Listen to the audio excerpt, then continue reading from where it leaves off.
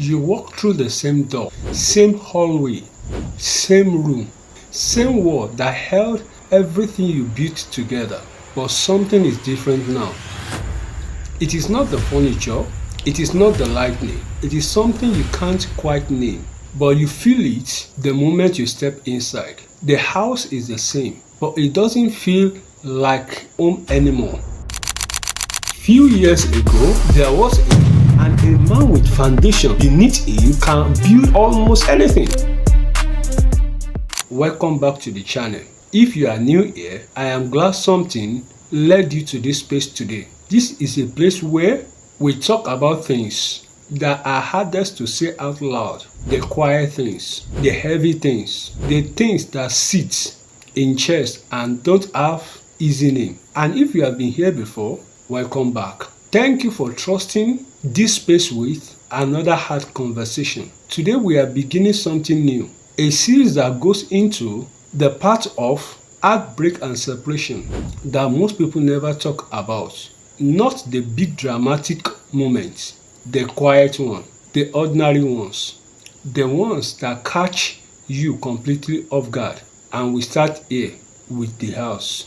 So stay with me. Because nobody prepares you for this path, you expected the grief, you expected the hard conversation, you expected the night that won't let you sleep, but you didn't expect the couch to feel wrong, the kitchen to feel empty in a way that has nothing to do with food, the bedroom to feel like a room you are a guest in. You didn't expect the silence to have a texture, or the space that was once full of two people's energy to now feel like it is holding its breath. You move through the rooms and everything is familiar, and yet nothing feels the way it did, because every corner of the house holds a memory.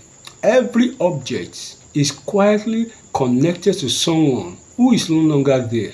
The mug she used every morning, the side of the bed that still somehow has, the spot on the couch where she always sat, none of it has moved, but all of it remind you. If this is already speaking to something you have been living with, share this series with someone who needs it. A man who is walking through the same quiet room and doesn't know how to explain what he is feeling. And subscribe now so you won't miss a single episode. This series is going somewhere important, and I want you here for all of it. There is something particular disorienting about this, because home was supposed to be the safe place, the place you return to, the place that held you at the end of a long day. But now, coming home feels like walking into the echo of something, like arriving somewhere that reminds you more than you want it to. And sometimes you find yourself avoiding certain rooms, leaving the TV on just to feel the silence, staying out longer than you need to, because walking back through the door means feeling it all over again. And other times you sit in the middle of it all and let it wash you, not because you want it, but because you don't have the energy to overturn it anymore. Either way, the house knows. And somehow that makes it heavier. We'll be right back after a short break. Stay with me, because after this, we'll talk about what this feeling is actually telling you and what you can begin to do with it.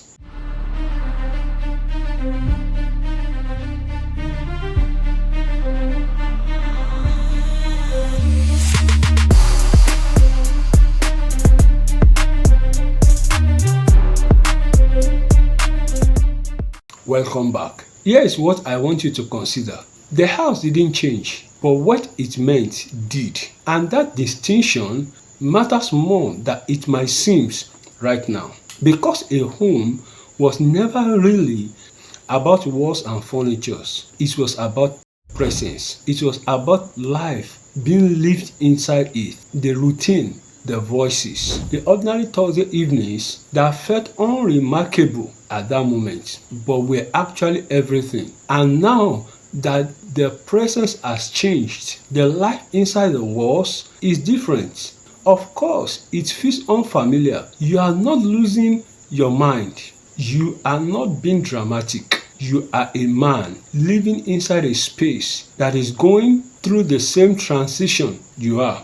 And just like you, it is waiting to find its footing again. So, what do you do with a house that feels like this? You don't have to pretend it feels fine. You don't have to rush to redecorate or rearrange everything to outrun the feelings. You also don't have to surrender to the heaviness entirely. Start small. One small thing that makes the space feel like yours again. Not erasing what was, not pretending it didn't happen, but slowly, gently beginning to make this space work for the man you are now.